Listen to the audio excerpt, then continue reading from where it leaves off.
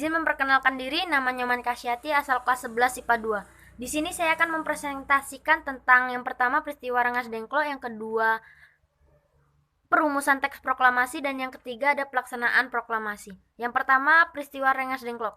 Pada tanggal 15 Agustus 1945, itu adalah merupakan hari-hari menegangkan bagi bangsa Indonesia dan bangsa Jepang. Bangsa Jepang di titik akhir nyari mereka dalam melanjutkan Perang Dunia Kedua. Dan Indonesia itu adalah kesempatan baik untuk memproklamasikan kemerdekaan menurut pemikiran kaum golongan muda, karena bila Jepang menyerah kepada sekutu berarti Indonesia sedang kosong kekuasaan. Golongan muda melancarkan gerakan bawah tanah yang dipimpin oleh Sultan Syahrir.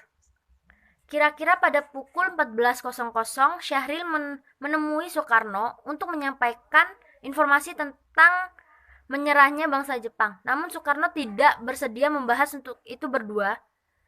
Kemudian mereka pergi ke kediaman Hatta. Syahrir meminta agar Soekarno dan Hatta mau memerdekakan Indonesia karena Jepang telah menyerah.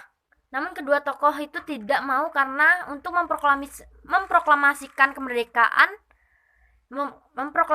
kemerdekaan Indonesia perlu dibicarakan PPKI agar tidak menyimpang dari ketentuan. Golongan muda berpendapat bahwa proklamasi kemerdekaan Indonesia harus dilaksanakan oleh kekuatan bangsa sendiri, bukan karena bantuan atau jasa Jepang. 15 Agustus 1945 pada pukul 21.30, golongan muda datang ke rumah Soekarno.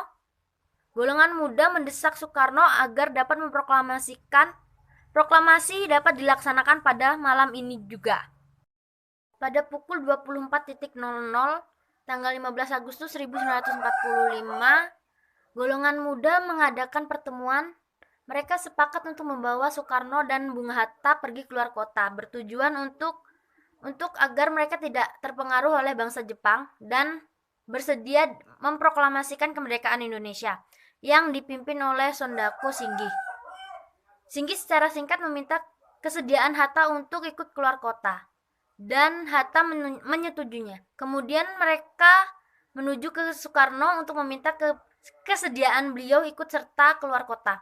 Soekarno setuju, tetapi dengan syarat Fatmawati dan Guntur ikut. Lalu Singgih menyetujuinya. Rombongan itu dibawa ke Rengas Dengklok, yang dari segi keamanannya terjamin. Mereka di keluarga Tionghoa. Sehari di Rengas Dengklok, golongan muda gagal memaksa Soekarno untuk menyatakan kemerdekaan Indonesia. Tanggal 16 Agustus 1945, Ahmad Soebardjo mencari kedua tokoh tersebut. Akhirnya terjadi kesepakatan antara Wikana. Setelah itu Ahmad Soebardjo diantar ke Rengas Dengklok oleh Yusuf Kunto. Ahmad Soebardjo memberikan nyawanya sebagai jaminan agar dapat bertemu dan membawa pulang Soekarno dan Hatta ke Jakarta. Dan petang itu juga Soekarno dan rombongan kembali ke Jakarta. Dengan demikian berakhirlah peristiwa Rengas Dengklok. Yang kedua ada perumusan teks proklamasi. Perumusan teks proklamasi itu dilaksanakan di rumah Laksamana Maida, tepatnya di ruang makan Maida. Ketika peristiwa itu berlangsung, Maida tidak hadir, tetapi orang kepercayaannya yaitu Miyoshi, Nishimura, Sukarni, Sudiro, dan B.M. Diah menyaksikan ketika Soekarno, Hatta, dan Ahmad Soebardjo membahas perumusan naskah teks proklamasi kemerdekaan Indonesia. Soekarno pertama kali menuliskan kata pernyataan proklamasi. Soekarno kemudian bertanya kepada Hatta dan Ahmad Soebardjo bagaimana bunyi rancangan pada draft kemerdekaan UUD. Kedua orang yang ditanya pun tidak ingat persis. Ahmad Soebardjo kemudian menyampaikan kalimat "Kami bangsa Indonesia" dengan ini menyatakan kemerdekaan Indonesia.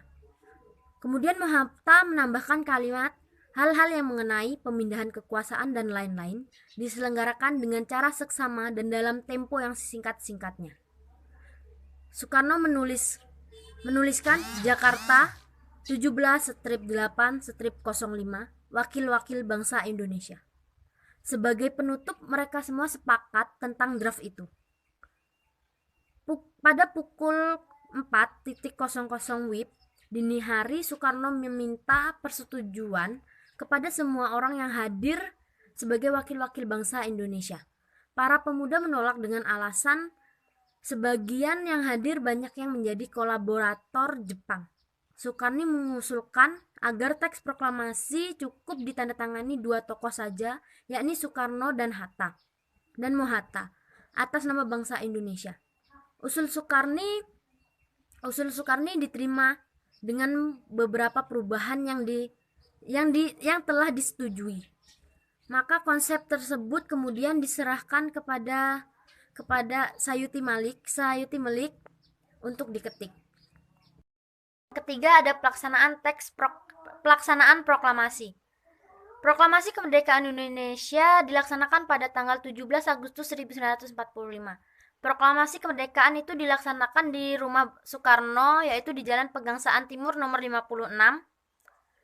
Acara tersebut dihadiri pada jam 10 pagi dan dihadiri sejumlah tokoh antara lain Wilopo, Suwirjo Tabrani, dan lain-lain.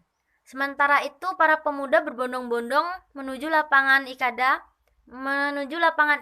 untuk menyaksikan proklamasi kemerdekaan tersebut. Yang dimana mereka dapat informasi dari mulut ke mulut bahwa proklamasi tersebut dilaksanakan di lapangan Ikada. Tetapi proklamasi tersebut tidak dilaksanakan di sana, melainkan di rumah Soekarno, yaitu di Jalan Pegangsaan Timur nomor 56. Setelah ada juga peralatannya yang sudah disiapkan seperti mikrofon, tiang bendera, dan bendera merah putih, yang dimana bendera merah putih tersebut dijahit sendiri oleh Ibu Fatmawati.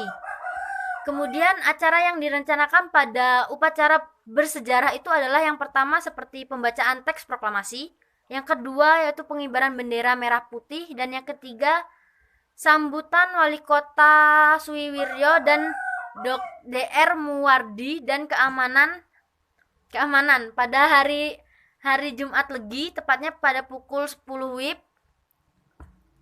pagi WIB, Soekarno dan Mohatta keluar ke serambi depan, diikuti oleh Ibu Fatmawati. Soekarno dan Mohatta maju beberapa langkah. Soekarno mendekati mikrofon untuk membacakan teks proklamasi. Acara berikutnya adalah pengibaran bendera merah putih yang dilakukan oleh Latif Hendraningrat dan S. Suhud. Bersamaan dengan naiknya bendera merah putih, para hadirin secara spontan menyanyikan lagu Indonesia Raya tanpa ada yang memimpin. Kemudian setelah itu Suwiwiryo memberikan sambutan dan kemudian disusul sambutan dari Dr. Muwardi sekitar pukul 11 WIB. Upacara selesai. Kemudian Dr. Muwardi menunjuk beberapa anggota barisan pelopor untuk menjaga keselamatan Soekarno dan Bung Hatta. Sekian yang dapat saya sampaikan, saya ucapkan terima kasih.